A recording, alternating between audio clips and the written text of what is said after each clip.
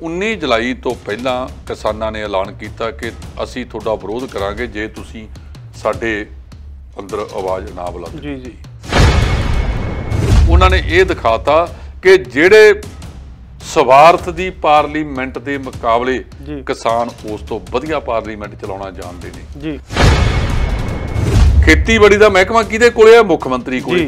मुख मंत्री ने 5 सालों के विच मैनूं लगदा एक दिन भी नहीं खेती बारे कोई सोचिया हुण ये कहंदे जी 400 यूनिट जी असीं फ्री देवांगे। जी ਉਹ ਭਲੇ ਮਾਨਸੋ 400 ਯੂਨਿਟ ਤੁਸੀਂ ਫ੍ਰੀ ਦੇ ਕੇ ਜੀ ਪਹਿਲਾਂ ਬਿਜਲੀ ਬੋਰਡ ਦਾ ਬਥੇਰਾ ਬੇੜਾ ਗਰਕ ਕਰਤਾ ਤੁਸੀਂ।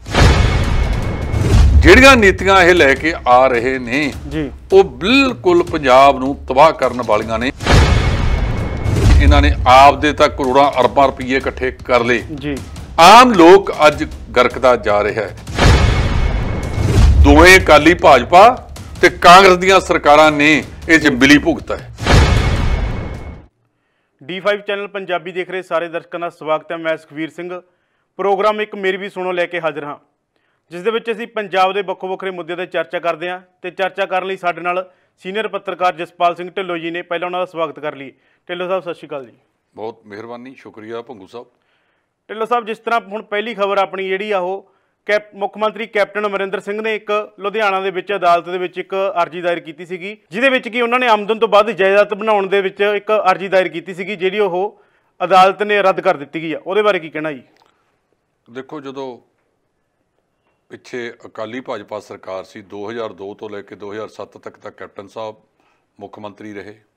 2007 ਦੇ ਵਿੱਚ ਸਰਦਾਰ ਪ੍ਰਕਾਸ਼ ਸਿੰਘ ਬਾਦਲ ਦੀ ਅਗਵਾਈ ਵਿੱਚ ਸਰਕਾਰ ਬਣ ਗਈ ਸੀ ਜੀ। ਉਸ ਵੇਲੇ ਤੋਂ ਬਾਅਦ ਉਹ ਸਰਕਾਰ ਨੇ ਕੁਝ ਇੱਕ ਤਾਂ ਸਿਟੀ ਸੈਂਟਰ ਘੁਟਾਲੇ ਦੀਆਂ ਪਈਆਂ, ਉਹ ਤਾਂ ਇਹ ਆਪਸ ਵਿੱਚ ਦੀ ਮਿਲ ਮੁਲ ਕੇ ਨਿਬੇੜ ਗਏ। ਜੀ ਜੀ। ਇੱਕ ਕੁਝ ਆਮਦਨ ਤੋਂ ਵੱਧ ਜਾਇਦਾਦਾਂ ਬਣਾਉਣ ਦੇ ਮਾਮਲੇ ਵਿੱਚ ਅਰਜੀ ਦਾਇਰ ਕੀਤੀ ਗਈ ਸੀ, ਕਿਉਂਕਿ ਈਡੀ ਹੈ ਜਿਹੜਾ ਇਨਫੋਰਸਮੈਂਟ ਡਾਇਰੈਕਟੋਰੇਟ, ਜੀ ਉਹਨਾਂ ਨੇ ਪਿਛਲੀ ਸਰਕਾਰ ਦੇ ਵੇਲੇ ਵਿੱਚ ਜਿਹੜਾ ਐਕਟੀ ਵੀ ਇਸ ਸਰਕਾਰ ਦੇ ਵਿੱਚ ਵੀ ਇਹਨਾਂ ਦੇ ਪੁੱਤਰ ਰਣਿੰਦਰ ਸਿੰਘ ਤੋਂ ਆਮਦਨ ਤੋਂ ਵੱਧ ਜਾਇਦਾਦ ਬਣਾਉਣ ਦੇ ਮਾਮਲੇ ਵਿੱਚ ਪੁੱਛਗਿੱਛ ਕੀਤੀ ਸੀ। ਜੀ। ਲੁਧਿਆਣੇ ਦੇ ਸੈਸ਼ਨ ਜੱਜ ਮਨੀਸ਼ ਸਿੰਘਲ ਨੇ ਜੀ ਇਹਨਾਂ ਨੇ ਇੱਕ ਦਰਖਾਸਤ ਦਾਇਰ ਕੀਤੀ ਸੀ ਕਿ ਸਾਡੀ ਇਹ ਸੁਣਵਾਈ ਜਿਹੜੀ ਆ ਉਹ ਲੁਧਿਆਣੇ ਦੀ ਥਾਂ ਤੇ ਕਿਸੇ ਹੋਰ ਅਦਾਲਤ ਵਿੱਚ ਤਬਦੀਲ ਕਰ ਦਿੱਤੀ ਜਾਵੇ। ਜੀ। ਇਹ ਅਰਜੀ ਜਿਹੜੀ ਮਾਣਯੋਗ ਅਦਾਲਤ ਹੈ, ਜ਼ਿਲ੍ਹਾ ਤੇ ਸੈਸ਼ਨ ਜੱਜ ਦੀ ਅਦਾਲਤ ਲੁਧਿਆਣੇ ਦੀ, ਜੀ ਮਨੀਸ਼ ਸਿੰਘਲ ਨੇ ਇਹਨੂੰ ਖਾਰਜ ਕਰਤਾ। ਭਾਵ ਇਹ ਜਿਹੜੀ ਸੁਣਵਾਈ ਆ ਹੁਣ ਲੁਧਿਆਣੇ ਦੀ ਅਦਾਲਤ ਦੇ ਵਿੱਚ ਹੀ ਹੋਵੇਗੀ, ਕਿਉਂਕਿ ਜਿਹੜਾ ਉਹਨਾਂ ਨੇ ਹੁਣ ਆਪਣੇ ਆਪ ਨੂੰ ਸਾਬਤ ਕਰਨਾ ਕਿ ਜੋ ਇਸ ਅਰਜੀ ਰਾਹੀਂ ਉਹਨਾਂ ਤੇ ਇਲਜ਼ਾਮ ਲੱਗੇ ਸਨ ਉਹਨਾਂ ਨੂੰ ਸਹੀ ਸਾਬਤ ਕਰਨ ਵਾਸਤੇ ਉਹਨਾਂ ਨੂੰ ਕੰਮ ਕਰਨਾ ਪਵੇਗਾ। ਇਸੇ ਅਦਾਲਤ ਵਿੱਚ ਸੁਣਵਾਈ ਹੋਵੇਗੀ। ਉਸ ਸੁਣਵਾਈ ਤੋਂ ਬਾਅਦ ਮਾਣਯੋਗ ਅਦਾਲਤ ਕਿਸ ਸਿੱਟੇ ਤੇ ਪਹੁੰਚਦੀ ਹੈ ਇਹ ਆਉਣ ਵਾਲਾ ਸਮਾਂ ਦੱਸੇਗਾ। ਜੀ ਜੀ। ਇਸ ਤੋਂ ਇਲਾਵਾ ਜੇਕਰ ਗੱਲ ਕੀਤੀ ਜਾਵੇ ਕਿਸਾਨੀ ਅੰਦੋਲਨ ਦੀ, ਤਾਂ ਕਿਸਾਨੀ ਅੰਦੋਲਨ ਦੀ ਗੱਲ ਕਰੀਏ ਤਾਂ ਕਿਹਾ ਜਾ ਰਿਹਾ ਕਿ ਜੇਕਰ ਕਿਸਾਨੀ ਅੰਦੋਲਨ ਦੇ ਚੱਲਦੇ ਆ ਜਿਹੜੀ ਆਰਥਿਕ ਹਾਲਤ ਆ ਉਹ ਖਰਾਬ ਹੋ ਸਕਦੀ ਹੈ। ਇਸ ਦੀ ਚਿੰਤਾ ਕਰਦੇ ਹੋਏ ਪੀ ਸਾਈ ਨਾਥ ਜੀ ਨੇ, ਜਿਹੜੇ ਉਹ ਸੀਨੀਅਰ ਪੱਤਰਕਾਰ ਵੀ ਨੇ ਤੇ ਲੇਖਕ ਵੀ ਨੇ, ਉਹਨਾਂ ਨੇ ਕਿਹਾ ਹੈ ਕਿ ਜਿਹੜੀਆਂ ਕਿਸਾਨਾਂ ਦੇ ਦਾਲਾਂ ਉਗਾਉਂਦੇ ਨੇ ਉਹ ਸਾਰੀਆਂ ਸਾਨੂੰ ਡਾਇਰੈਕਟ ਕਿਸਾਨਾਂ ਤੋਂ ਲੈਣੀਆਂ ਚਾਹੀਦੀਆਂ ਨੇ, ਜੋ ਕਿ ਆਪਾਂ ਕਾਰਪੋਰੇਟ ਘਰਾਣਿਆਂ ਤੋਂ ਲੈਂਦੇ ਹਾਂ, ਤਾਂ ਉਹਦੇ ਨਾਲ ਜਿਹੜੇ ਸੁਧਾਰ ਹੋ ਸਕਦਾ ਹੈ। ਦੇਖੋ, ਡਾਕਟਰ ਪੀ ਸਾਈ ਨਾਥ ਇੱਕ ਬਹੁਤ ਉੱਘੇ ਚਿੰਤਕ ਨੇ ਜੀ, ਵਿਦਵਾਨ ਨੇ, ਪੱਤਰਕਾਰ ਨੇ ਜੀ। ਉਹ ਕੱਲ੍ਹ ਦੇ ਪੰਜਾਬ ਵਿੱਚ ਆਏ ਹੋਏ ਨੇ। ਪਿਛਲੇ ਸਮੇਂ ਦੌਰਾਨ ਕੁਝ ਮਹੀਨੇ ਪਹਿਲਾਂ ਆਪਣੇ ਸ਼ਹਿਰ ਦੇ ਵਿੱਚ ਵੀ ਆਏ ਸੀ, ਪਟਿਆਲੇ ਦੇ ਵਿੱਚ। ਜੀ। ਉਹਨਾਂ ਨੇ ਕਿਹਾ ਕਿ ਜਿਹੜਾ ਇਹ ਅੰਦੋਲਨ ਚੱਲ ਰਿਹਾ ਕਿਸਾਨੀ ਦਾ, ਇਹ ਬਹੁਤ ਇੱਕ ਕਿਸਮ ਦਾ ਬਹੁਤ ਵਧੀਆ ਅੰਦੋਲਨ ਹੈ। ਕਿਸਾਨਾਂ ਨੇ ਆਪ ਦੀ ਗੱਲ ਕੀਤੀ ਹੈ, ਬਹੁਤ ਸਾਫ ਸੁਥਰਾ ਅੰਦੋਲਨ ਚੱਲ ਰਿਹਾ ਹੈ। ਸਰਕਾਰਾਂ ਕਾਰਪੋਰੇਟ ਘਰਾਣਿਆਂ ਨੂੰ ਮਜ਼ਬੂਤ ਕਰਕੇ ਕਿਸਾਨੀ ਨੂੰ ਕਮਜ਼ੋਰ ਕਰਨ ਵਾਲੇ ਪਾਸੇ ਲੱਗੀਆਂ ਹੋਈਆਂ ਨੇ। ਇੱਕ ਪਵਿੱਤਰ ਅੰਦੋਲਨ ਦਾ ਸ਼ਬਦ ਉਹਨਾਂ ਨੇ ਵਰਤਿਆ ਕਿ ਕਿਸਾਨਾਂ ਨੇ ਕਿਸ ਤਰੀਕੇ ਦੇ ਨਾਲ, ਮਤਲਬ 8 ਮਹੀਨੇ ਤੋਂ ਵੱਧ ਦਾ ਸਮਾਂ ਹੋ ਗਿਆ, ਆ 26 ਤਰੀਕ ਨੂੰ 9 ਮਹੀਨੇ ਪੂਰੇ ਹੋ ਜਾਣਗੇ। ਸੋ ਭਾਈ ਪੀ ਸਾਈਨਾਥ ਸਾਹਿਬ ਕੀ ਕਹਿੰਦੇ ਨੇ? ਉਹ ਕਹਿੰਦੇ ਨੇ ਵੀ ਕਿਸਾਨਾਂ ਨੂੰ ਜਿਹੜੀ ਗੱਲ ਨਵਜੋਤ ਸਿੰਘ ਸਿੱਧੂ ਹੋਰੀ ਆਖਦੇ ਨੇ ਕਿ ਕਿਸਾਨਾਂ ਨੂੰ ਦਾਲਾਂ ਤੇ ਰਿਸਰਚ ਕਰਕੇ ਦਾਲਾਂ ਬੀਜਣੀਆਂ ਚਾਹੀਦੀਆਂ ਨੇ। ਘੱਟੋ ਘੱਟ ਉਨੀਆਂ ਕੁ ਦਾਲਾਂ ਤਾਂ ਅਸੀਂ ਬੀਜ ਲਈਏ ਜਿੰਨਾ ਕੁ ਖਪਤ ਪੰਜਾਬ ਦੇ ਵਿੱਚ ਹੁੰਦੀ ਹੈ। ਔਰ ਸਾਈਨਾਥ ਹੋਰੀ ਕਹਿੰਦੇ ਨੇ ਕਿ ਲੋਕਾਂ ਨੂੰ ਵੱਡੇ ਵੱਡੇ ਕਾਰਪੋਰੇਟ ਘਰਾਣਿਆਂ ਦੀ ਥਾਂ ਤੇ ਕਿਸਾਨਾਂ ਤੋਂ ਸਿੱਧੀ ਉਪਜ ਖਰੀਦਣੀ ਚਾਹੀਦੀ ਹੈ।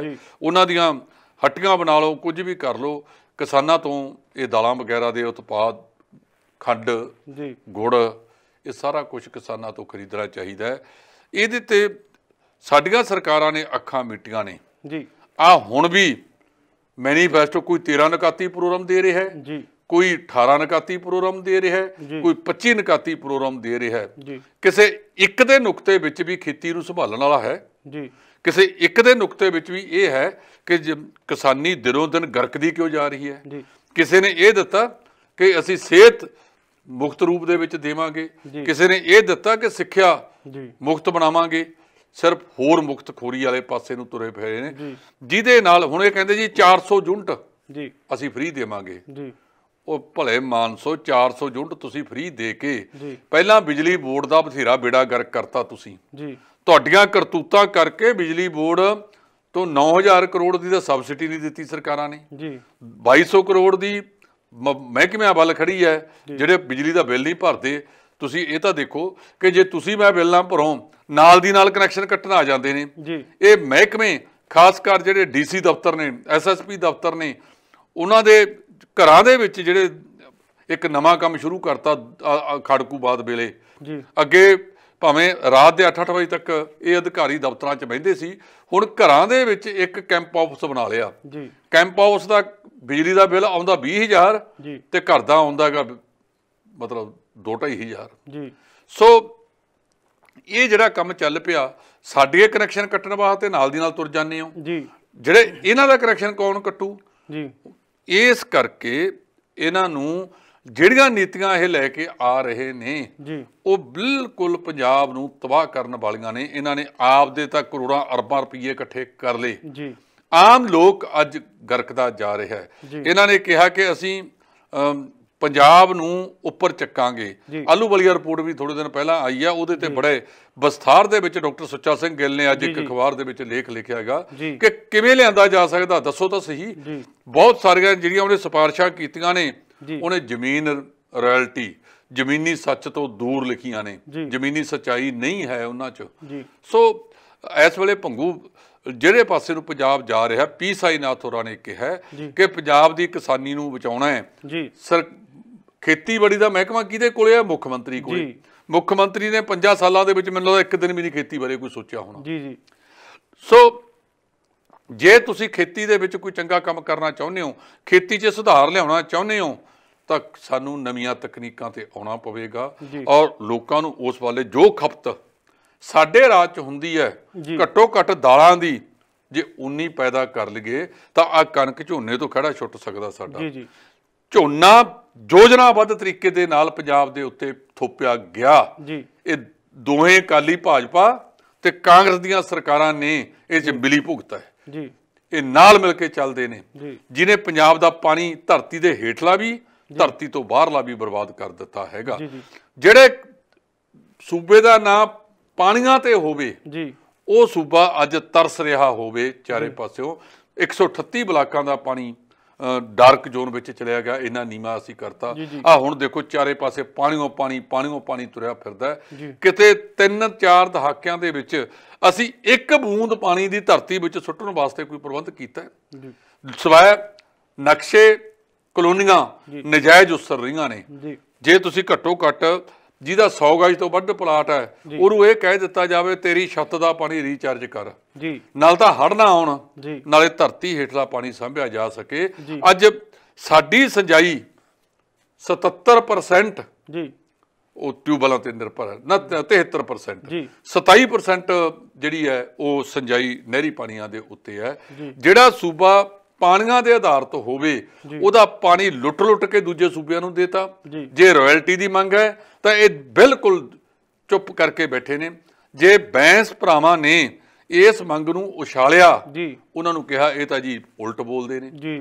ਰਾਜਸਥਾਨ ਪੱਥਰ ਲਿਆਉਣ ਦੇ ਥੋਤੋਂ ਪੈਸੇ ਲਵੇ ਤੇ ਤੁਸੀਂ ਪਾਣੀ ਮੁਫਤ ਦਿਓ, ਕਿਉਂਕਿ ਜਿਹੜਾ ਹੁੰਦਾ ਰਿਪੇਰੀਅਨ ਸਿਧਾਂਤ ਹੈ, ਉਹਦੇ ਮੁਤਾਬਕ ਪਾਣੀ ਉਸੇ ਦਾ ਹੁੰਦਾ ਜਿਹੜੇ ਰਾਜ ਚੋਂ ਲੰਘਦਾ, ਕਿਉਂਕਿ ਉਹਦਾ ਨੁਕਸਾਨ ਕਰਦਾ ਉਹ। ਤੇ ਇੱਥੇ ਉਲਟ ਕੰਮ ਕੀਤਾ ਹੋਇਆ ਹੈਗਾ ਇਹਨਾਂ ਦੇ ਵਿੱਚ। ਇਹ ਬਿਲਕੁਲ ਨਹੀਂ। ਪੀ ਸਾਈਨਾਥ ਨੇ ਜਿਹੜੀ ਗੱਲ ਕੀਤੀ ਉਹ ਆਪਣੇ ਆਪ ਦੇ ਵਿੱਚ ਅਹਿਮ ਗੱਲ ਹੈ। ਜੀ। ਜੇ ਉਹਦੇ ਤੇ ਅਸੀਂ ਮਤਲਬ ਖਰੇ ਉਤਰ ਗਏ ਜੀ ਜੀ ਤਾਂ ਕਿਸਾਨਾਂ ਦੀ ਆਮਦਨ ਵਿੱਚ ਵੀ ਵਾਧਾ ਹੋ ਸਕਦਾ ਹੈ, ਜੀ ਕਿਸਾਨਾਂ ਨੂੰ ਦਾਲ ਵੀ ਸਸਤੀ ਮਿਲ ਸਕਦੀ ਹੈ ਜੀ ਤੇ ਆਮ ਲੋਕਾਂ ਨੂੰ ਵੀ ਜਿਹੜੀ ਹੈ ਕਿਸਾਨ ਨੂੰ 2 ਪੈਸੇ ਮਿਲ ਸਕਦੇ ਆ ਜੀ ਤੇ ਆਮ ਲੋਕਾਂ ਨੂੰ ਵੀ ਜੀ ਜੀ ਜੇਕਰ ਢਿੱਲੋਂ ਸਾਹਿਬ ਨਵੇਂ ਬਣੇ ਪ੍ਰਧਾਨ ਨਵਜੋਤ ਸਿੰਘ ਸਿੱਧੂ ਦੀ ਗੱਲ ਕੀਤੀ ਜਾਵੇ ਤਾਂ ਕਿਹਾ ਜਾ ਰਿਹਾ ਕਿ ਉਹ ਬਹੁਤ ਹੀ ਫੁਰਤੀ ਨਾਲ ਕੰਮ ਕਰ ਰਹੇ ਨੇ। ਤਾਂ ਉਹਨਾਂ ਨੇ ਕਿਹਾ ਹੈ ਕਿ ਅਸੀਂ ਜਿਹੜੇ ਖੇਤੀ ਦੇ 3 ਕਾਨੂੰਨ ਨੇ ਇਹਨਾਂ ਨੂੰ ਜਿਹੜੇ ਇਹਨਾਂ ਦੇ ਵਿੱਚ ਸੋਧ ਕਰਨ ਦੀ ਜਗ੍ਹਾ ਤੇ ਅਸੀਂ ਵਿਧਾਨ ਸਭਾ ਦੇ ਵਿੱਚ ਇਹਨਾਂ ਨੂੰ ਰੱਦ ਕਰਾਂਗੇ। ਉਹਨੂੰ ਲੈ ਕੇ ਉਹਨਾਂ ਨੇ ਮੁੱਖ ਮੰਤਰੀ ਕੈਪਟਨ ਅਮਰਿੰਦਰ ਸਿੰਘ ਨਾਲ ਵੀ ਗੱਲਬਾਤ ਕਰਨ ਦੀ ਗੱਲ ਕਹੀ ਹੈ। ਉਹਦੇ ਬਾਰੇ ਕੀ ਕਹਿਣਾ ਹੈ? ਦੇਖੋ, ਨਵਜੋਤ ਸਿੰਘ ਸਿੱਧੂ ਅੱਜ ਦਾ ਨਹੀਂ ਬਹੁਤ ਲੰਬੇ ਸਮੇਂ ਤੋਂ ਕਹਿ ਰਿਹਾ ਹੈ ਕਿ ਜਿਹੜੇ ਇਹ ਬਿਜਲੀ ਸਮਝੌਤੇ ਪਿਛਲੀ ਅਕਾਲੀ ਭਾਜਪਾ ਸਰਕਾਰ ਕਰ ਗਈ ਜੀ, ਉਹਦੇ ਵਿੱਚ ਜਿਹੜਾ ਵੱਡੀ ਪੱਧਰ ਦੇ ਉੱਤੇ ਘਾਲਾ ਮਾਲਾ ਹੋਇਆ ਹੈਗਾ ਜੀ। ਉਹਨਾਂ ਨੇ ਜਿਹੜੇ ਬਿਜਲੀ ਦੇ ਮਾਹਰ ਇਹ ਗੱਲ ਦੱਸਦੇ ਆ ਕਿ ਪੀਕ ਲੋਡ ਨੂੰ ਲੈ ਕੇ ਸਿਖਰ ਲੋਡ ਨੂੰ ਲੈ ਕੇ ਸਮਝੌਤੇ ਕਰ ਲਏ ਵੀ 13,000 13,500 ਮੈਗਾਵਾਟ ਸਾਨੂੰ ਚਾਹੀਦੀ ਹੈ। ਅੱਜ 30 ਸਤੰਬਰ ਆ ਜਾਣਾ ਜੀ। 30 ਸਤੰਬਰ ਤੋਂ ਬਾਅਦ ਸਾਡੀ ਬਿਜਲੀ ਦੀ ਸਾਰੀ 6,000 ਮੈਗਾਵਾਟ ਰਹਿ ਜਾਣੀ ਹੈ। ਜੀ ਜੀ ਤੇ ਫਿਰ ਜਿਹੜੀ 7,000 ਮੈਗਾਵਾਟ ਦਾ ਅਸੀਂ ਵੱਧ ਸਮਝੌਤਾ ਕਰ ਲਿਆ ਉਹ ਕਿੱਥੇ ਜਾਊਗੀ? ਜੀ, ਕੌਣ ਲਊਗਾ ਉਹਨੂੰ? ਜੀ, ਉਹ ਮੁਫਤ ਦੇ ਵਿੱਚ ਉਹਨਾਂ ਨੂੰ ਪੈਸੇ ਦਿੱਤੇ ਜਾ ਰਹੇ ਨੇ। ਇਹ ਸਰਕਾਰ ਨੇ ਕਿਹਾ ਸੀ ਕਿ ਇੱਕ ਤਾਂ ਅਸੀਂ ਇਹਨਾਂ ਨੂੰ ਵਾਈਟ ਪੇਪਰ ਲਿਆਵਾਂਗੇ ਜੀ। ਉਹ ਵਾਈਟ ਪੇਪਰ ਬਣਾਏ ਨੂੰ ਵੀ ਬਿਜਲੀ ਬੋਰਡ ਨੂੰ 2 ਸਾਲ ਹੋ ਗਏ ਜੀ, ਉਹ ਅਜੇ ਤੱਕ ਜਾਰੀ ਕਰਨ ਦੀ ਹਿੰਮਤ ਨਹੀਂ ਕੀਤੀ। ਜੀ। ਦੂਜਾ ਕਿਹਾ ਸੀਗਾ ਕਿ ਜਿਹੜੇ ਬੇਅਦਬੀ ਦੇ ਮਾਮਲੇ ਆ ਇਹਨਾਂ ਨੂੰ ਸਜ਼ਾਵਾਂ ਦਿਵਾਵਾਂਗੇ। ਜੀ। ਉਹਨਾਂ ਨੇ ਕਿਹਾ ਕਿ ਇਸ ਮਾਮਲੇ ਦੇ ਵਿੱਚ ਵਿਧਾਨ ਸਭਾ ਦੇ ਵਿੱਚ ਹੁਣ ਦੁਬਾਰਾ ਸੈਸ਼ਨ ਸਦਾਇਆ ਜਾਵੇਗਾ, ਉਹਦੇ ਵਿੱਚ ਜਿਹੜੇ ਬਿਜਲੀ ਸਮਝੌਤੇ ਉਹ ਰੱਦ ਕੀਤੇ ਜਾਣਗੇ।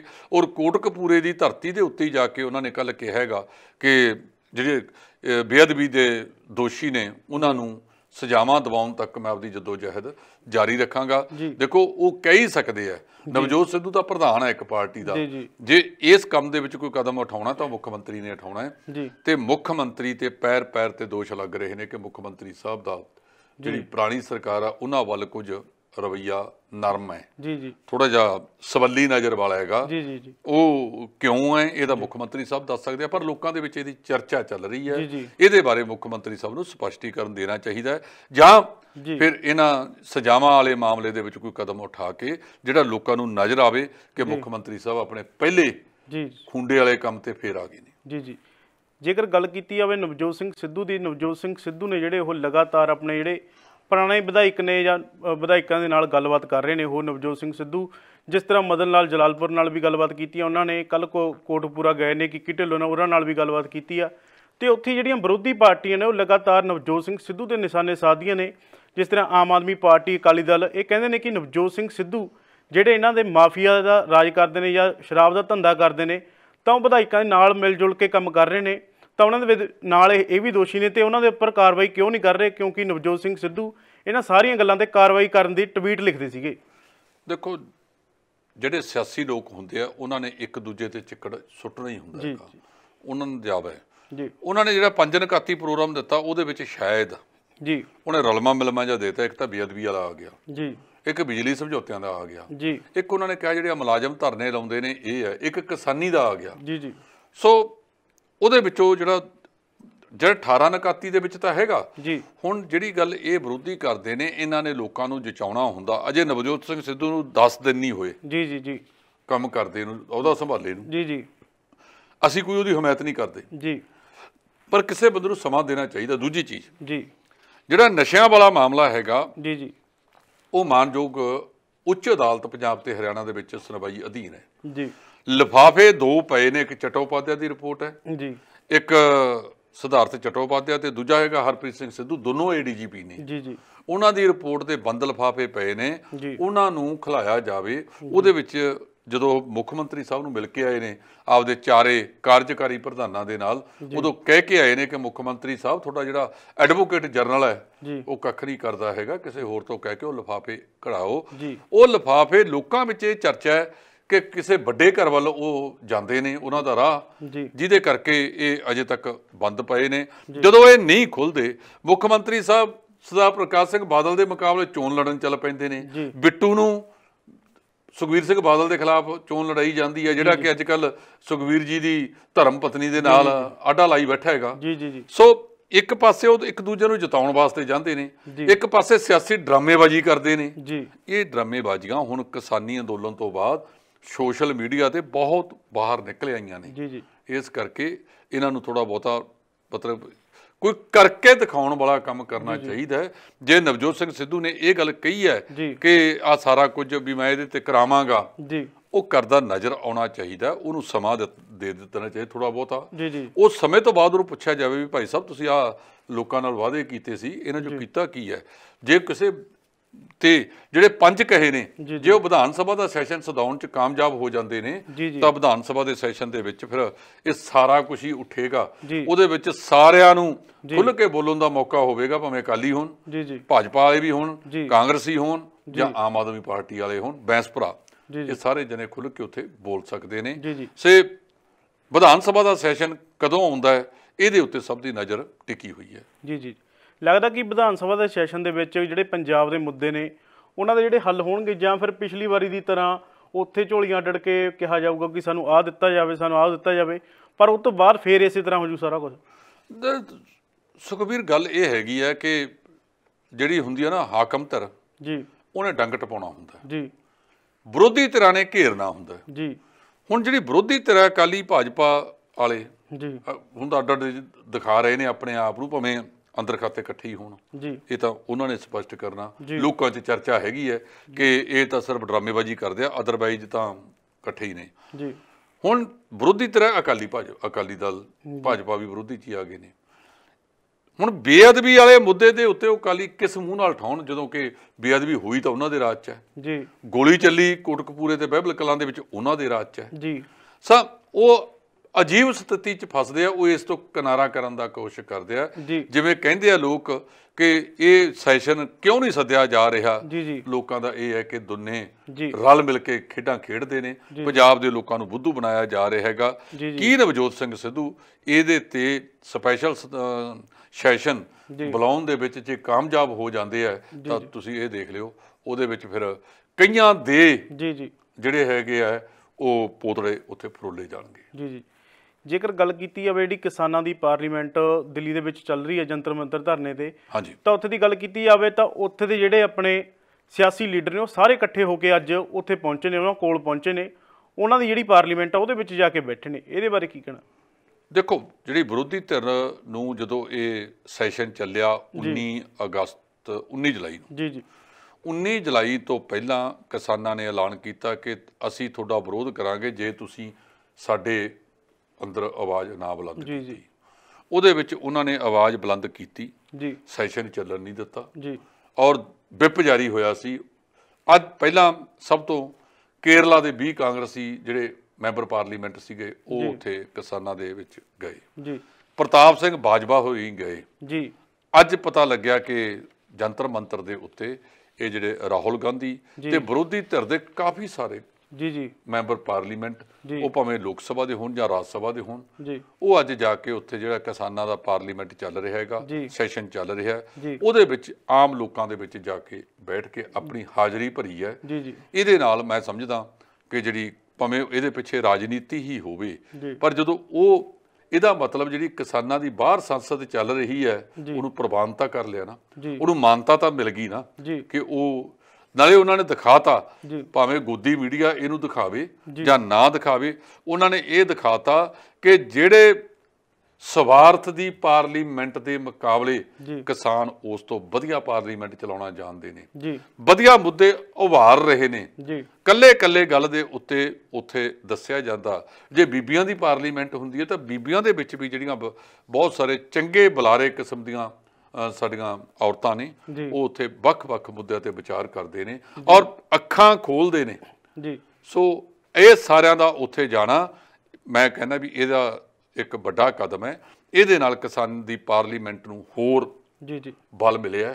ਇਹ ਭਾਵੇਂ ਉੱਥੇ ਜਾ ਕੇ ਆ ਗਏ, ਸਵਾਰਥ ਕਿਸੇ ਦਾ ਕੁਝ ਹੋਵੇ, ਉਹਦੇ ਪਿੱਛੇ ਕੋਈ ਰਾਜਨੀਤੀ ਹੋਵੇ, ਇੱਕ ਵੱਖਰੀ ਗੱਲ ਹੈ, ਪਰ ਇਹ ਸਾਰੇ ਕਾਸੇ ਦੇ ਬਾਵਜੂਦ ਜੇ ਉੱਥੇ ਬਹਿ ਕੇ ਬੈਠੇ ਨੇ, ਇਹ ਇੱਕ ਨਰਵਾ ਕਦਮ ਹੈ। ਜੇਕਰ ਗੱਲ ਕੀਤੀ ਜਾਵੇ ਹਵਾ ਪ੍ਰਦੂਸ਼ਣ ਦੀ, ਤਾਂ ਹਵਾ ਪ੍ਰਦੂਸ਼ਣ ਦੇ ਲਈ ਇੱਕ ਕਾਨੂੰਨ ਬਣਾਇਆ ਗਿਆ ਸੀਗਾ ਜਿਹਦੇ ਵਿੱਚ ਕਿਹਾ ਜਾਂਦਾ ਕਿ ਉਹਦੇ ਵਿੱਚ ਜਿਹੜੇ ਕਿਸਾਨਾਂ ਦੇ ਰਹਿੰਦ ਖੂੰਹਦ ਆਊਗੀ ਉਹਦੇ ਉੱਤੇ ਕੋਈ ਕਾਰਵਾਈ ਨਹੀਂ ਹੋਊਗੀ। ਉਹਦੇ ਬਾਰੇ ਕੀ ਕਹਿਣਾ ਜੀ? ਕੱਲ ਇਹ ਜਿਹੜਾ ਪਰਾਲੀ ਸਾੜਨ ਵਾਲਾ ਜਾਂ ਪ੍ਰਦੂਸ਼ਣ ਦੇ ਹਵਾ ਪ੍ਰਦੂਸ਼ਣ ਦੇ ਸੰਬੰਧ ਵਿੱਚ ਸੀ, ਕੁਝ ਸੋਧਾਂ ਕਰਕੇ ਉਹਨੂੰ ਪਾਸ ਕਰ ਲਿਆ ਗਿਆ। ਉਹਨਾਂ ਦੇ ਜਿਹੜੇ ਮੰਤਰੀ ਨੇ ਉਹਨੇ ਕੱਲ ਲੋਕ ਸਭਾ ਦੇ ਵਿੱਚ ਇਹ ਗੱਲ ਕਹੀ ਹੈ ਜੀ ਕਿ ਅਸੀਂ ਜਿਹੜਾ ਇਹਦੇ ਚੋਂ ਕਿਸਾਨਾਂ ਦੀ ਪਰਾਲੀ ਸੜਦੀ ਹੈ ਜੀ ਉਹਨੂੰ ਇਹਦੇ ਤੋਂ ਪਾਸੇ ਕਰ ਦਿੱਤਾ। ਜੀ ਜੀ ਇਹਦੇ ਵਿੱਚ ਸੁਖਵੀਰ ਜੀ ਪਹਿਲੀ ਗੱਲ ਤਾਂ ਜਿਹੜੇ ਅਸਲ ਅੰਕੜੇ ਨੇ ਉਹ ਲੁਕੋਏ ਜਾਂਦੇ ਨੇ, ਜੀ ਜੀ ਉਹਦੇ ਬਾਰੇ ਦੱਸਿਆ ਨਹੀਂ ਜਾਂਦਾ। ਜੀ ਜੀ ਕਿਸਾਨਾਂ ਦਾ ਜਿਹੜਾ, ਮੈਂ ਨਹੀਂ ਕਹਿੰਦਾ ਇਹ ਪਰਾਲੀ ਸਾੜੀ ਜਾਵੇ, ਜੀ ਜੀ ਇਹ ਪਰਾਲੀ ਦੇ ਇਹਦਾ ਪ੍ਰਬੰਧਨ ਕਰਨ ਵਾਸਤੇ ਕੀ ਕੀਤਾ। ਮੈਨੂੰ ਯਾਦ ਹੈ ਕਿ ਅੱਜ ਤੋਂ 4 ਸਾਲ ਪਹਿਲਾਂ ਦਿੱਲੀ ਦੇ ਮੁੱਖ ਮੰਤਰੀ ਅਰਵਿੰਦ ਕੇਜਰੀਵਾਲ ਨੇ ਇੱਕ ਚਿੱਠੀ ਲਿਖੀ ਹਰਿਆਣੇ ਤੇ ਪੰਜਾਬ ਦੇ ਮੁੱਖ ਮੰਤਰੀ ਨੂੰ ਵੀ ਆਓ ਆਪਾਂ ਇਹਦੇ ਤੇ ਬੈਠ ਕੇ ਗੱਲ ਕਰੀਏ। ਆ ਸਾਡੇ ਵਾਲੇ ਜਨਾਬ ਨੇ ਸਿਰ ਫੇਰਤਾ ਵੀ ਨਹੀਂ। ਉਹ ਕਹਿੰਦਾ ਜੇ ਤੁਸੀਂ ਨਹੀਂ ਆਉਂਦੇ ਮੈਂ ਤੁਹਾਡੇ ਕੋਲ ਆ ਜਾਣਾ। ਉਹ ਉੱਥੋਂ ਆਏ ਚੰਡੀਗੜ੍ਹ ਦੇ ਵਿੱਚ, ਇਹ ਸਾਡੇ ਵਾਲਿਆਂ ਨੇ ਤਾਂ ਮਿਲਣ ਤੋਂ ਹੀ ਨਾ ਕਰਤੀ। ਉਹ ਮਨੋਹਰ ਲਾਲ ਖੱਟੜ ਨੂੰ ਮਿਲੇ, ਉਹਨਾਂ ਦੇ ਸ਼ਾਇਦ ਦੁਪਹਿਰ ਦਾ ਖਾਣਾ ਜਾਂ ਚਾਹ ਪੀਤੀ, ਉਹ ਤੇ ਗੱਲਬਾਤ ਕੀਤੀ। ਇੱਕ ਸਮੱਸਿਆ ਹੈਗੀ ਹੈ, ਤੁਹਾਡਾ ਸਿਆਸੀ ਜੋ ਮਰਜ਼ੀ ਹੋਵੇ, ਪਰ ਜੇ ਉਹ ਸਮੱਸਿਆ ਦੇ ਉੱਤੇ ਮਿਲ ਕੇ ਹੱਲ ਵਾਸਤੇ 2 ਸਿਰ 4 ਸਿਰ ਇਕੱਠੇ ਹੋ ਕੇ ਬਹਿੰਦੇ ਨੇ, ਉਹ ਕੋਈ ਨਾ ਕੋਈ ਹੱਲ ਤੇ ਤਾਂ ਜਾਂਦੇ ਆ ਨਾ। ਤੁਸੀਂ ਤਾਂ ਬਠਿੰਡੇ ਨੂੰ ਕਿਹਾ ਸੀ ਵੀ ਅਸੀਂ ਪਰਾਲੀ ਆਧਾਰਿਤ 100 ਮੈਗਾਵਾਟ ਇਹ ਤਾਪ ਬਿਜਲੀ ਘਰ ਨੂੰ, ਨਜ਼ਰ ਸਾਰਿਆਂ ਦੀ ਉਹ ਬਹੁਤ ਕਰੋੜੀ ਜ਼ਮੀਨ ਤੇ ਲੱਗੀ ਹੋਈ ਹੈ। ਜੇ ਇਹਨੂੰ ਸਾਂਭਣਾ, ਹਰੇਕ ਜ਼ਿਲ੍ਹੇ ਦੇ ਵਿੱਚ ਇੱਕ ਮਤਲਬ 100 ਮੈਗਾਵਾਟ ਦਾ ਤਾਪ ਬਿਜਲੀ ਘਰ ਸਥਾਪਿਤ ਕਰ ਲਿਆ ਜਾਵੇ ਤਾਂ ਇੱਕ ਬੂਟੇ ਨੂੰ ਅੱਗ ਨਹੀਂ ਲੱਗੂਗੀ। ਨਾਲੇ ਕਿਸਾਨਾਂ ਨੂੰ 2 ਰੁਪਏ ਮਿਲਣਗੇ ਉਹਨਾਂ ਦੀ ਪਰਾਲੀ ਦੇ, ਨਾਲੇ ਇਹ ਬਿਮਾਰੀ ਸਦਾ ਵਾਸਤੇ ਖਤਮ ਹੋਵੇਗੀ। ਅੱਜ ਪੰਜਾਬ ਦਾ ਪ੍ਰਦੂਸ਼ਣ ਜਿਹੜਾ ਹਵਾ ਦਾ ਹੈਗਾ, ਉਹਦਾ ਅੰਕੜਾ ਬਹੁਤ ਹੇਠਲੇ ਪੱਧਰ ਤੇ ਹੈ। ਤੇ ਫਿਰ ਅੱਜ ਦਿੱਲੀ 'ਚ ਕੌਣ ਕਰ ਰਿਹਾ? ਜਿਹੜੀਆਂ ਸਾਰੀਆਂ ਹੋ ਰਹੀਆਂ ਨੇ ਜ਼ਿੰਮੇਵਾਰ ਉਹ ਹੈ ਜਿਹੜੇ ਪੁਰਾਣੇ ਤੋਂ ਪੁਰਾਣੇ ਵਾਹਨ ਅਜੇ ਵੀ ਦੰਦ ਨੌਂਦੇ ਫਿਰਦੇ ਆ, ਜ਼ਿੰਮੇਵਾਰ ਉਹ ਨੇ। ਆ ਸਾਡੇ ਪੰਜਾਬ ਦੀ ਧਰਤੀ ਤੇ ਦਿੱਲੀ ਤੋਂ ਖਤਮ ਹੋ ਗਏ ਕਿੰਨੇ 3 ਪਹੀਆ ਵਾਹਨ ਆ ਗਏ, ਕਦੇ ਕਿਸੇ ਨੇ ਚੈੱਕ ਕੀਤਾ? ਕਦੇ ਬਣਾ ਮੂੰਹੀ ਪ੍ਰਦੂਸ਼ਣ ਇੱਥੇ ਫੈਲਿਆ ਜਾ ਰਿਹਾ ਹੈ, ਇਹਨੂੰ ਕਿਸੇ ਨੇ ਜਾਂਚ ਕਰਨ ਦਾ ਯਤਨ ਕੀਤਾ ਹੈਗਾ? ਸੋ ਇਹਦੇ ਵਿੱਚ ਕੁਝ ਸੋਧ ਕਰਕੇ ਉਹਨੂੰ ਕਹਿੰਦੇ ਆ, ਪਹਿਲਾਂ ਤਾਂ ਇਹ ਕਰਤਾ ਸੀ ਕਿ ਇਹਦੇ 'ਚ ਕੈਦ ਵੀ ਹੋਊਗੀ, 1 ਲੱਖ ਰੁਪਇਆ ਜੁਰਮਾਨਾ, ਮੋਟੇ ਜੁਰਮਾਨੇ ਹੋਣਗੇ। ਉਹ ਸ਼ਾਇਦ ਕਿਸਾਨੀ ਦਬਾਅ ਕਰਕੇ ਹੀ ਇਹਨਾਂ ਨੇ ਤਬਦੀਲ ਕੀਤੀ ਹੈ। ਕੁਝ ਜਿਹੜੀਆਂ ਮੰਗਾਂ ਕਿਸਾਨਾਂ ਨੇ ਰੱਖੀਆਂ ਨੇ, ਜਿਵੇਂ ਜ਼ਰੂਰੀ ਵਸਤਾਂ ਸੋਧ ਬਿੱਲ ਦੇ ਵਿੱਚ ਸੀ ਪਹਿਲਾਂ ਅਨਲਿਮਟਿਡ ਕਰਤਾ ਸੀ, ਜਿੰਨਾ ਮਰਜ਼ੀ ਸਟਾਕ ਕਰੋ, ਦੁਬਾਰਾ ਉਹਨੂੰ ਫਿਰ ਇੱਕ ਸੀਮਤ ਭੰਡਾਰਨ ਤੇ ਕਰ ਦਿੱਤਾ ਹੈਗਾ। ਇਸੇ ਤਰ੍ਹਾਂ ਇਹ ਵੀ ਸੋਧ ਕਰਤੀ ਹੈ। ਇਹ ਤੋਂ ਇਹ ਲੱਗਦਾ ਕਿ ਅੰਦਰ ਖਾਤੇ ਇੱਕ ਕਰਕੇ ਇਹ ਭਾਰਤੀ ਜਨਤਾ ਪਾਰਟੀ ਵਾਲੇ ਇਹ ਜਿਹੜੇ ਕਾਨੂੰਨ ਬਣਾਏ ਸੀ ਨਾ, ਲੈ ਕੇ ਆ ਰਹੇ ਸੀ, ਉਹਨਾਂ ਨੂੰ ਸੋਧ ਕਰਕੇ ਮਤਲਬ ਕਿਸਾਨੀ ਵਾਲਾ ਪੱਖ ਜਿਹੜਾ ਹੈਗਾ ਉਹਨੂੰ ਬਾਹਰ ਕੱਢਿਆ ਜਾ ਰਿਹਾ। ਕਿਤੇ ਤੁਹਾਨੂੰ ਇਹ ਤਾਂ ਨਹੀਂ ਲੱਗਦਾ ਉਦੋਂ ਬਾਅਦ ਤਾਂ 2 ਬਿੱਲ ਹੀ ਰਹਿ ਗਏ ਨਾ? ਤੇ ਜੇ ਉਹ 2 ਬਿੱਲਾਂ ਨੂੰ ਵੀ ਖਤਮ ਕਰ ਦਿੰਦੇ ਨੇ ਤਾਂ ਆਪਣੇ ਆਪ ਹੀ ਸਾਰੇ ਬਿੱਲ ਰੱਦ ਹੋ ਗਏ। ਇਹ ਕਦਮ ਬਾਈ ਕਦਮ ਕੀਤਾ ਜਾ ਰਿਹਾ ਹੋਵੇ ਵੀ ਗੱਲ ਉਹੀ ਕਰਨੀ ਹੈ, ਠੀਕ ਹੈ, ਕੰਨ ਸਿੱਧਾ ਫੜ ਲਿਆ ਜਾਂ ਲੱਤ ਵਿੱਚ ਦੀ ਫੜ ਲਿਆ, ਇਹਨਾਂ ਨੂੰ ਸਮਝ ਆ ਗਈ ਹੋਵੇ ਕਿ ਇਹ ਸਾਨੂੰ 2022 ਦੇ ਵਿੱਚ ਖਾਸ ਕਰ ਯੂਪੀ ਦੇ ਵਿੱਚ ਨੁਕਸਾਨ ਕਰ ਸਕਦੇ ਨੇ। ਜੇ ਇਹ ਸਮਝ ਆ ਗਈ, ਇੱਕ ਕੰਮ ਕਰ ਲਿਆ, ਬੰਦਾ ਉਹਦੇ ਤੋਂ ਭੱਜਣ ਨੂੰ ਪਿੱਛੇ ਹਟਣ ਨੂੰ ਤਿਆਰ ਨਹੀਂ, ਲੇਕਿਨ ਦੂਜੇ ਤਰੀਕੇ ਨਾਲ ਉਹਨੂੰ ਮਤਲਬ ਦੂਜੇ ਤਰੀਕੇ ਨਾਲ ਤਿਆਰ ਵੀ ਹੋ ਰਹੇ ਨੇ। ਸੋ ਜਿਹੜਾ ਇਹ ਸੋਧ ਬਿੱਲ ਹੋਇਆ 2 ਹੋ ਗਏ ਨੇ ਇਸੇ ਮਹੀਨੇ ਦੇ ਵਿੱਚ। ਇਹਦਾ ਮਤਲਬ ਅਗਲੇ ਦਿਨਾਂ ਦੇ ਵਿੱਚ ਸਾਨੂੰ ਆਸ ਰੱਖਣੀ ਚਾਹੀਦੀ ਹੈ ਕਿ ਬਾਕੀ ਬਿੱਲਾਂ ਦੇ ਉੱਤੇ ਵੀ ਕੋਈ ਨਾ ਕੋਈ ਸੋਧ ਕੀਤੀ ਜਾਵੇ। ਇਹ ਤੋਂ ਆਪਾਂ ਇਹ ਆਸ ਕਰ ਸਕਦੇ ਹਾਂ ਜਿਹੜਾ ਕਿਸਾਨੀ ਅੰਦੋਲਨ ਆ ਉਹ ਜਿੱਤ ਦੇ ਤਰਫ ਨੂੰ ਵੱਧ ਰਿਹਾ। ਇਸ ਤੋਂ ਇਲਾਵਾ ਢਿੱਲੋਂ ਸਾਹਿਬ ਜੇਕਰ ਗੱਲ ਕੀਤੀ ਜਾਵੇ ਓਲੰਪਿਕ ਖੇਡਾਂ ਦੀ, ਤਾਂ ਉਹਦੇ ਵਿੱਚ ਜਿਹੜੀ ਮਹਿਲਾ ਦੀ ਹਾਕੀ ਟੀਮ ਸੀਗੀ ਉਹਨਾਂ ਦੀ ਹਾਰ ਹੋਈ ਆ। ਹਾਲਾਂਕਿ ਉਹਨਾਂ ਨੇ ਜ਼ੋਰ ਬਥੇਰਾ ਲਾਇਆ, ਪਰ ਕਿਸੇ ਥੋੜੇ ਬਹੁਤੇ ਪੁਆਇੰਟ ਦੇ ਨਾਲ ਉਹਨਾਂ ਦੀ ਜਿਹੜੀ ਹਾਰ ਹੋਈ ਆ 1 ਗੋਲ ਦੇ ਨਾਲ। ਉਹਦੇ ਤੋਂ ਬਾਅਦ ਜੇਕਰ ਗੱਲ ਕੀਤੀ ਜਾਵੇ ਤਾਂ ਜਿਹੜੇ ਬੰਦਨਾ ਜੀ ਸੀਗੇ ਪੰਜਾਬ ਦੇ ਰਹਿਣ ਵਾਲੇ, ਤਾਂ ਉਹਨਾਂ ਦੇ ਘਰ ਦੇ ਬਾਹਰ ਕਈ ਲੋਕਾਂ ਨੇ ਆ ਕੇ ਜਾਤੀ ਸੂਚਕ ਸ਼ਬਦ ਬੋਲੇ ਨੇ ਤੇ ਉਹਨਾਂ ਨੂੰ ਜਲੀਲ ਕੀਤਾ, ਉਹਦੇ ਪਰਿਵਾਰਕ ਮੈਂਬਰਾਂ ਨੂੰ। ਇਹਦੇ ਬਾਰੇ ਕੀ ਕਹਿਣਾ ਜੀ? ਇਹ ਬੰਦਨਾ ਪੰਜਾਬ ਦੀ ਨਹੀਂ ਹੈਗੀ, ਬੰਦਨਾ ਕਟਾਰੀਆ ਉੱਤਰਾਖੰਡ ਦੀ। ਉਹ ਲੜਕੀ ਨੇ ਅੱਜ ਭਾਵੇਂ ਟੀਮ ਹਾਰ ਗਈ ਪਰ ਉਹਨੇ ਕਸਰ ਨਹੀਂ ਛੱਡੀ। ਉਹ ਥੋੜੀ ਜਿਹਾ ਪਛੜੀਆਂ ਸ਼੍ਰੇਣੀਆਂ ਦੇ ਵਿੱਚੋਂ ਸ਼ਾਇਦ ਆਉਂਦੀ। ਇਹ 2 ਦਿਨ ਪੁਰਾਣੀ ਗੱਲ ਹੈ। ਜਦੋਂ ਸੈਮੀਫਾਈਨਲ ਦੇ ਵਿੱਚੋਂ ਇਹ ਹਾਰੇ ਨੇ, ਉਸ ਲੜਕੀ ਨੇ ਉਦੋਂ ਵੀ ਬਹੁਤ ਅੱਛਾ ਪ੍ਰਦਰਸ਼ਨ ਕੀਤਾ। ਅੱਜ ਵੀ ਉਹਦਾ 1 ਗੋਲ ਹੈ, ਜੇ 3 ਗੋਲ ਹੋਏ ਨੇ ਨਾ, 1 ਗੋਲ ਬੰਦਨਾ ਕਟਾਰੀਆ ਨੇ ਕੀਤਾ। ਤਾਂ ਉਹਨਾਂ ਦੇ ਘਰ ਦੇ ਅੱਗੇ ਜਾ ਕੇ ਉੱਥੇ ਉੱਤਰਾਖੰਡ ਦੇ ਵਿੱਚ ਕੁਝ ਬੰਦਿਆਂ ਨੇ, ਪਿੰਡ ਦਿਆਂ ਨਹੀਂ, ਉਹਦੇ ਘਰੇ ਜਾਤੀ ਸੂਚਕ ਸ਼ਬਦ ਵਰਤੇ ਹੈ ਜੀ ਕਿ ਹਰਾਉਣ ਵਿੱਚ ਇਹਨਾਂ ਦੀ ਭੂਮਿਕਾ ਹੈਗੀ ਹੈ, ਇਸ ਤਰ੍ਹਾਂ ਦੀਆਂ ਕੋਈ ਗੱਲਾਂ ਬਾਤਾਂ ਕੀਤੀਆਂ ਨੇ, ਤਾਂ ਕਹਿੰਦੇ ਜੀ ਥਾਣੇਦਾਰ ਕਹਿੰਦਾ ਮੈਂ ਇੱਕ ਬੰਦਾ ਫੜ ਲਿਆ। ਇਹ ਬਹੁਤ ਸ਼ਰਮਨਾਕ ਹੈ। ਇਹ ਚੱਲੇ ਕਿੱਧਰ ਨੂੰ ਨੇ? ਇਹ ਹਰ ਮਾਮਲੇ ਦੇ ਵਿੱਚ ਘੱਟ ਗਿਣਤੀਆਂ ਨੂੰ ਦਬਾਉਣ ਦੀ ਗੱਲ ਕਰਨੀ ਹੈ। ਜੇ ਤੁਸੀਂ ਉੱਚ ਜਾਤੀਆਂ ਵਾਲੇ ਹੋ ਫਿਰ ਦੱਸੋ ਕੀਤਾ ਕੀ ਹੈ, ਕਿਹੜਾ ਕੰਮ ਤੁਹਾਡੇ ਹਿੱਸੇ ਦੇ ਵਿੱਚ ਆਇਆ ਹੈ? ਜੇ ਉਹ ਸਾਡੀ ਲਵਲੀਨਾ ਹੈ ਉਹਨੂੰ ਉਹ ਆਪਦੇ ਅਸਾਮ ਦੀ ਆ, ਉਹ ਆਪਦੇ ਪਿਤਾ ਦੇ ਨਾਲ ਝੋਨਾ ਲਾ ਰਹੀ ਹੈ। ਕਮਲਪ੍ਰੀਤ ਬਾਰੇ ਕੀ ਕੁਝ ਨਹੀਂ ਬੋਲਿਆ ਗਿਆ, ਸਾਡੀ ਡਿਸਕ ਥਰੋ ਹੈ। ਉਹ ਪੂਰੇ ਵਿਸ਼ਵ ਦੇ ਵਿੱਚੋਂ 6ਵੇਂ ਥਾਂ ਤੇ ਤਾਂ ਆਈ ਆ ਨਾ। ਦੇਸ਼ ਤਾਂ ਹੋਰ ਵੀ ਗਏ ਸੀ। ਤੁਸੀਂ 1 ਅਰਬ 34 ਕਰੋੜ ਦੇ ਮੁਲਕ ਨੇ ਜਾਂ 35 ਕਰੋੜ ਦੇ ਮੁਲਕ ਨੇ ਕੀਤਾ ਕੀ ਹੈ? ਹਾਕੀ ਹੈ। ਹਾਕੀ ਦੇ ਵਿੱਚ ਸਭ ਤੋਂ ਵੱਧ ਖਿਡਾਰੀ ਪੰਜਾਬ ਦੇ ਖੇਡ ਰਹੇ ਨੇ। ਉਹਨਾਂ ਨੇ 41 ਸਾਲਾਂ ਬਾਅਦ ਕੁਝ ਕਰਿਆ ਹੈ। ਜੇ ਸਾਡੇ ਮੈਡਲ ਨਹੀਂ ਆ ਰਹੇ ਤਾਂ ਜਿਹੜੇ ਇਹ ਕਹਿੰਦੇ ਨਾ ਮੋਦੀ ਜੀ ਦੀ ਸਰਪ੍ਰਸਤੀ ਹੇਠ ਕੀਤਾ ਜਾ ਰਿਹਾ ਹੈ, ਤੁਹਾਡੀਆਂ ਨੀਤੀਆਂ ਕਦੇ ਉਹ ਸਾਰੇ ਦੇ ਸਾਰੇ ਗਰੀਬ ਘਰਾਂ ਨਾਲ ਸੰਬੰਧਿਤ ਮੁੰਡੇ ਨੇ ਜਾਂ ਕੁੜੀਆਂ ਨੇ, ਉਹਨਾਂ ਨੇ ਕਿੰਨਾ ਕੁਝ ਦੇਸ਼ ਦੀ ਇੱਜ਼ਤ ਕਰਨ ਵਾਸਤੇ ਕਰ ਛੱਡਿਆ ਹੈਗਾ, ਤੇ ਤੁਸੀਂ ਜਾ ਕੇ ਉਹਨਾਂ ਦੇ ਘਰ ਗਾਲਾਂ ਕੱਢੋ। ਹੁਣ ਤੱਕ ਇਹਦੇ ਤੇ ਐਕਸ਼ਨ ਕਿਉਂ ਨਹੀਂ ਕੀਤਾ ਗਿਆ? ਉੱਥੋਂ ਦਾ ਮੁੱਖ ਮੰਤਰੀ ਸੁੱਤਾ ਪਿਆ ਹੈ, ਪ੍ਰਧਾਨ ਮੰਤਰੀ, ਗ੍ਰਹਿ ਮੰਤਰੀ ਜਿਹਦੇ ਹੇਠ ਸਾਰੇ ਦੇਸ਼ ਦੀ ਪੁਲਿਸ ਹੈਗੀ ਹੈ, ਇਹ ਹੁਣ ਤੱਕ ਜੇਲ੍ਹ 'ਚ ਸੁੱਟੇ ਕਿਉਂ ਨਾ ਗਏ? ਜਿਨ੍ਹਾਂ ਨੇ ਇੰਨੀ ਜ਼ੁਰਤ ਕੀਤੀ ਉਸ ਲੜਕੇ, ਉਹਦਾ ਹੱਕ ਹੀ ਨਹੀਂ ਹੈਗਾ। ਉਹ ਪਹਿਲਾਂ ਜਾ ਕੇ ਦੇਖੋ ਵੀ ਕਿੰਨਾ ਹਾਲਾਤਾਂ ਦੇ ਵਿੱਚੋਂ ਉਹ ਖਿਡਾਰੀ ਕਠੋਰ ਮਿਹਨਤ ਦੇ ਨਾਲ ਇਸ ਲੈਵਲ ਤੱਕ ਪਹੁੰਚੇ ਨੇ। ਆ ਹਰਿਆਣੇ ਦੀ ਜਿਹੜੀ ਸਾਡੀ ਖਿਡਾਰਨਾ ਹਾਕੀ ਦੀ ਰਾਣੀ ਰਾਮਪਾਲ ਦਾ ਪਿਤਾ ਖੱਚਰ ਰੇੜਾ ਚਲਾਉਂਦਾ ਹੈ, ਤੇ ਤੁਸੀਂ ਜਿਹੜੇ 5 ਸਟਾਰਾਂ 'ਚ ਰਹਿੰਦੇ ਹੋ ਤੇ ਵੱਡੀਆਂ ਕਿ ਉਹ ਲੋਕ ਇਸ ਦੀ ਇੱਜ਼ਤ ਬਚਾਉਣ ਵਾਸਤੇ ਚੱਲੇ ਨੇ। ਗੁਰੂ ਨਾਨਕ ਪਾਤਸ਼ਾਹ ਨੇ ਕਿਹਾ ਸੀ, ਸੋ ਕਿਉ ਮੰਦਾ ਆਖੀਐ ਜਿਤ ਜੰਮੈ ਰਾਜਾਨ, ਮਾਨਸ ਕੀ ਜਾਤ ਸਭੈ ਏਕੈ ਪਹਿਚਾਨਬੋ। ਤੇ ਤੁਸੀਂ ਉਹਨਾਂ ਨੂੰ ਜਾਤੀ ਦੇ ਨਾਂ ਨਾਲ ਤੁਹਾਡਾ ਦੇਸ਼ ਦਾ ਨਾਂ ਚਮਕਾਇਆ ਹੋਵੇ ਤੇ ਉੱਥੇ ਜਾ ਕੇ ਬੇਹੂਦਾ ਹਰਕਤ ਕਰਨ ਇਹ ਲੋਕ। ਇਹ ਹੁਣ ਤੱਕ ਇਹਨਾਂ ਨੂੰ ਪੁੱਠਾ ਟੰਗਿਆ ਕਿਉਂ ਨਹੀਂ ਗਿਆ ਹੈਗਾ? ਜਦੋਂ ਇਹੋ ਜਿਹੇ ਬੰਦੇ ਨੂੰ ਸਜ਼ਾ ਨਹੀਂ ਮਿਲਦੀ ਤੇ ਫਿਰ ਦੂਜਿਆਂ ਦੀ ਜ਼ੁਬਾਨ ਵੀ ਗਿੱਠ ਪਾਟਦੀ ਹੈ। ਜਿੱਥੇ ਮੋਦੀ ਸਾਹਿਬ ਮਨ ਕੀ ਬਾਤ ਦੇ ਵਿੱਚ ਉਹਨਾਂ ਖਿਡਾਰੀਆਂ ਨੂੰ ਵਧਾਈ ਦੇ ਰਹੇ ਨੇ, ਉੱਥੇ ਇਹਨਾਂ ਵਿਰੁੱਧ ਐਕਸ਼ਨ ਹੁਣ ਤੱਕ ਕੀਤਾ ਜਾਣਾ ਚਾਹੀਦਾ, ਕੀਤਾ ਨਹੀਂ ਗਿਆ।